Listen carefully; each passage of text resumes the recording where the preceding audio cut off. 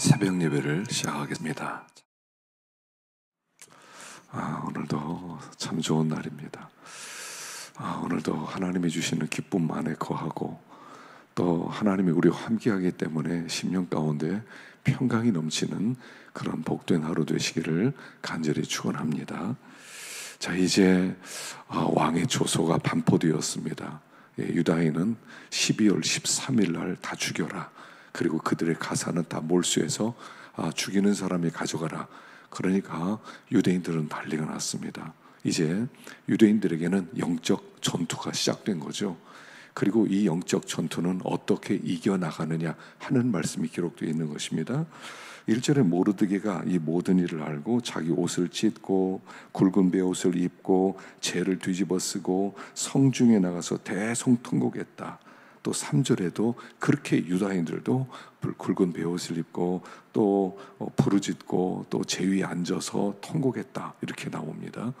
자, 영적 전투를 싸우는 방법은 이거라는 거예요. 지금 슬프게 되었고 죽게 되었고 이제는 끝났으니까 이제 통곡하고 슬퍼하는 것이 아니라 하나님의 긍휼을 얻기 위한 방법, 우리가 마귀와의 싸움에서 이기는 방법은 이것밖에 없다는 거예요. 하나님 앞에 돌이키고 회개하는 것 밖에는 하나님의 긍휼하심을 입고 살 수 있는 길이 없다는 것을 보여주는 거예요.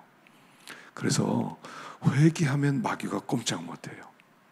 그런데 이 마귀는 우리의 싸움은 혈과 육을 상대하는 것이 아니라고 그랬거든요. 정사와 권세와 어둠의 주관자들과 하늘에 있는 악의 영들을 대하기 때문에 이 하늘에 있는 악의 영들을 대하기 위해서는 회개하는 거예요. 마귀는 죄를 먹고 살거든요. 우리가 죄를 범하면 범할수록 마귀는 강해지거든요. 그러니까 통곡을 하면서 굵은 베옷을 입고 제 위에 앉아서 그들이 하나님 앞에 통곡하는 가운데 불쌍히 여김을 얻기를 간구하는 거예요. 영적 싸움은요, 하여간 회개해야 돼요. 죄인입니다. 그동안 범한 죄를 다 자백하는 거예요. 마귀로부터 힘을 빼앗아가는 거예요. 하나님, 내가 죄인입니다. 하나님, 그동안 내가 하나님을 떠나서 살았습니다. 하나님을 멀리하고 살았습니다. 주여 불쌍히 여겨주십시오. 은혜 아니면 살 수 없습니다. 여기 대성통곡했다는 겁니다. 간절하게 하나님 앞에 기도하는 것입니다. 그래서 영적 싸움을 싸우는 방법은 혈기부르면 안 돼요. 원수와 싸울 때는 막 생각하고 내가 말로 저 사람을 제압을 해야 되겠다, 논리로 제압을 해야 되겠다, 법으로 제압해야겠다. 그럼 지는 거예요. 통곡하는 거예요. 하나님, 죄인입니다. 내가 죄를 범했습니다. 하나님을 떠나서 살았습니다. 그래서 낱낱이 죄를 자백하면 하나님이 불쌍히 여겨주시고 하나님이 편들어 주시고 하나님이 건져주시는 거예요. 구원은 하나님께 있다는 거예요. 자, 이 소식을 듣고 에스더가 와서 무슨 일입니까? 옷 입으세요. 그렇게 옷을 보냈는데 아니다. 지금 이때 옷을 입을 때냐 하면서 있었던 일을 다 얘기해 줍니다. 그리고 여기 14절에 이때 내가 만일 잠잠하여 말이 없으면 유다인은 다른 데로 말미암아 노임과 구원을 얻으려니와 너와 내 아버지 집은 멸망하리라. 내가 왕후의 자리를 얻은 것이 이때를 위함이 아닌지 누가 알겠느냐. 유명한 얘기죠. 노블리스 오블리제라는 얘기 있어요. 노블리스 오블리제. 노블리스야 귀족이라는 거죠. 오블리제는 의무라는 거예요. 특권에는 책임이 따른 거예요. 하나님 우리에게 은혜를 베풀어 주셨을 때는 그 은혜로 말미암아 해야 될 일이 있기 때문에 은혜를 베풀어 주셨다는 거예요. 하나님이 너를 왕으로 세운 이 놀라운 은혜는 이때를 위함이다. 네가 해야 될 사명이 있다, 책임이 있다 라고 얘기하는 거죠. 노블리스 오블리제예요. 그래서 처음에는 이 에스더가 이 나라 법이 있는데 왕이 부르지도 않았는데 왕궁 앞에 가서 왕이 기분 나빠서 호를 내밀지 않으면 그냥 죽습니다. 근데 그가 이 말을 듣고 다시 한번 하나님 앞에 그 왕 앞에 나가기로 다짐을 하는데 3일 금식을 하고 나가기로 하는 거예요. 우리가 기억을 해야 됩니다. 왜 은혜를 주셨는가? 이 은혜 왜 나에게 주셨는가? 어떤 책임을 맡기려고, 어떤 의무를 맡기려고. 그래서 우리가 선택받아서 하나님의 자녀가 된 것도요, 하나님이 해야 될 일이 있기 때문에 맡긴 거예요. 근데 만일 그 의무를 감당하지 않는다, 값싼 은혜가 되는 거예요. 너만 망한다는 거예요. 은혜 받고 망할 수가 있다는 것이죠. 그래서 너블리스 오블리스, 너는 왕후가 되는, 이 전 세계에서 한 명 뽑히는 왕후가 되었다. 그런데 이때 네가 가만히 있으면 넌 망한다. 하나님이 이 책임을 맡기 위해서 은혜를 주신 것이다 하고 그를 일깨우는 거예요. 그래서 죽으면 죽으리다. 그래서 그 의무를 감당하게 되면 그 은혜가 빛나게 되는 거예요. 다 놀라운 은혜로 살아가게 된다는 것입니다. 그래서 후에 이제 에스더가 이렇게 이 사명을 감당하게 되었을 때 이 페르시아 전체를 새롭게 만드는 그런 은혜가 있고요. 또 이로 말미암아 유대인들이 이제 자유를 얻게 되는데 뒤에서 영향력을 행사하는 아주 큰 역할도 감당하게 됐죠. 자, 이제 바울이 이제 로마로 가게 됩니다. 자, 그런데 여기 오늘 본문에 가장 중요한 단어가 있다면 아마 여기 7절 간신히, 8절 간신히, 16절 간신히, 이 간신이라는 단어라고 볼 수가 있을 것 같아요. 로마로 가는 길이 쉽지 않았다는 겁니다. 간신히. 이 간신이란 말은 뭐냐면 어려울 간자에다가 매울 신을 쓰죠. 굉장히 힘들게 겨우겨우 가까스로 자기에게 있는 힘 전부를 쏟아서 겨우 살아남는 것을 얘기하죠. 로마로 가는 길이 결코 쉽지 않았다는 거예요. 간신히. 때때로 우리가 천성길을 갈 때, 광야길을 갈 때, 또 하나님의 뜻을 이루어갈 때 결코 쉽지 않은 길을 갈 수 있다는 거예요. 하나님의 사명을 따라서 가는 길인데 왜 이렇게 힘들어요? 그래서 어렵게 가고 힘들게 가고 거기다 유라굴로 광풍을 맞이하여서 만나서 이 14일 동안이나 해를 보지 못하고 빛 속에서 바람 속에서 그야말로 겨우 거의 죽을 지경에 이르렀다가 겨우 살아남아서 그들이 로마로 간다 하는 겁니다. 때때로요. 그러나 이 간신히 가는 길이지만 힘겹게 하루하루를 막 겨우겨우 살아가지만 위로가 되는 것은 첫 번째는요. 2절에 보면 데살로니가 사람 마리스다고가 함께 했다는 거예요.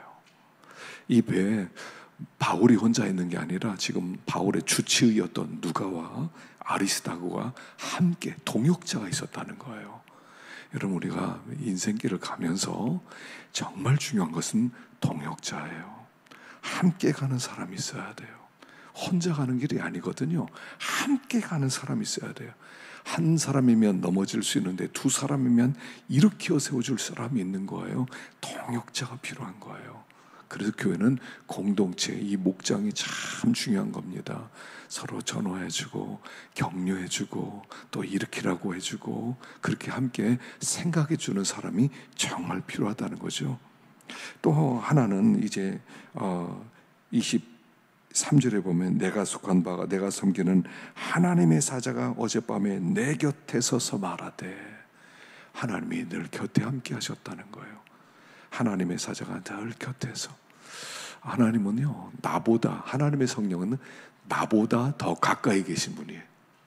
내가 나와 함께 하는데 나보다 더 가까이 계신 하나님, 정말로 내 영혼 곁에서 위로해 주시고 또 격려해 주시는 그런 하나님이시라는 거예요.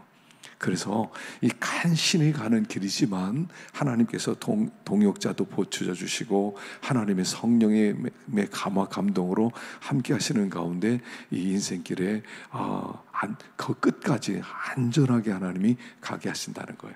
그래서 이 바울이요, 이제 사람들이 다 얼마나 낙심을 했는지 몰라요. 그랬는데 22절에 내가 너희를 권하노니 이제는 안심해라. 너희 중 아무도 생명에는 손상이 없겠다. 그리고 25절에서도 그러므로 여러분이요 안심하라. 나는 하나님을 믿노라. 안심을 주는 사람, 하나님의 백성은요 안심을 주는 사람이에요.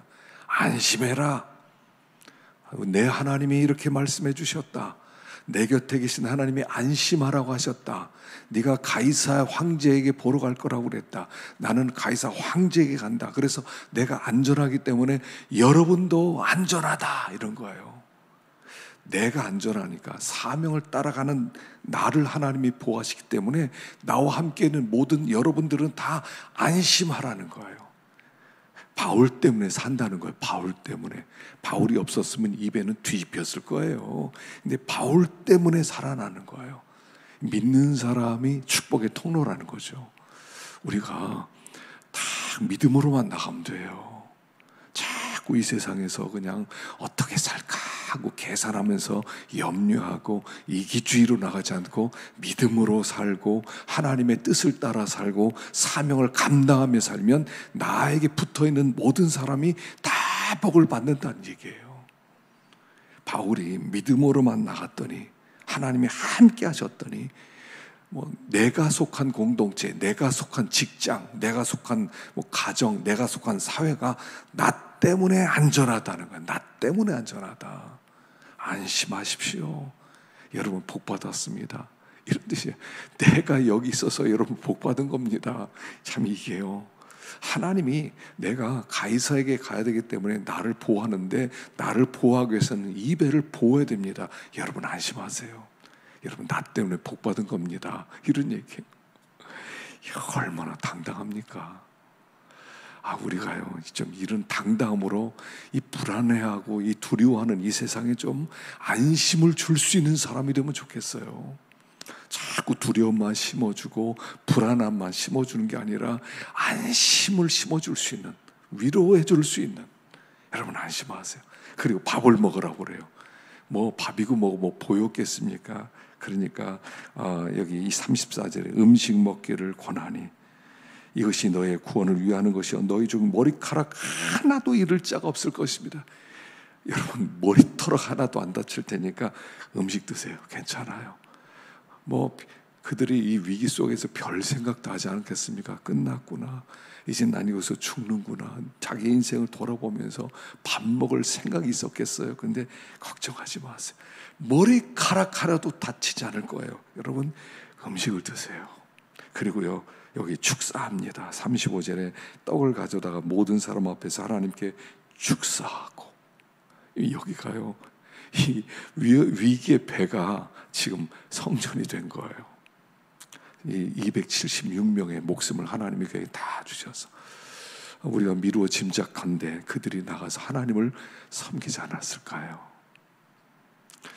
이 바울의 이 간신히 가는 위기 속에서 하나님이 그를 통하여 이루신 역사가 또 간증이 되는 거예요. 성도는요, 한 걸음 한 걸음이 간증되는 삶이라는 거예요. 지금 이 사도행전을 통해서 보여주신 것은 주님과 동행하는 모든 생애는 그야말로 간증하는 생애고, 하나님께서 일으키신 역사를 보는 구원의 생애라고 하는 것을 우리에게 가르쳐 주는 겁니다. 우리가 바울이에요. 바울은 특별한 사람이니까 그게 아니고요, 믿음으로 나가기만 하면 다 바울이에요. 하나님 우리가 바울이 되기를 원하세요. 그리고 사도행전 29장을 기록하기를 원하는 것이죠. 그래서 믿음으로만 나가면 돼요. 우리가 자꾸 꾀를 쓰려고 그래요. 믿음이 없어서 자꾸 세상적 방법을 동원시키고 자꾸 수단을 쓰려고 하고 자꾸 꾀를 쓰려고 그러고, 하나님의 방법이 아닌 방법을 동원시키기 때문에 위기가 찾아오지만, 그럼 믿음으로만 살면, 하여간 믿음으로만 살면 돼요. 말씀이 이렇게 하셨습니다. 전 잘 모릅니다. 하나님밖에 모릅니다. 하나님 말씀만 듣습니다. 그렇게 나가기만 하면 우리 하나님이 놀라운 복을 우리에게 주시고, 또 우리 곁에 있는 모든 사람도 다 복을 주시고 함께 사는 은혜가 있을 줄로 믿습니다. 기도하겠습니다.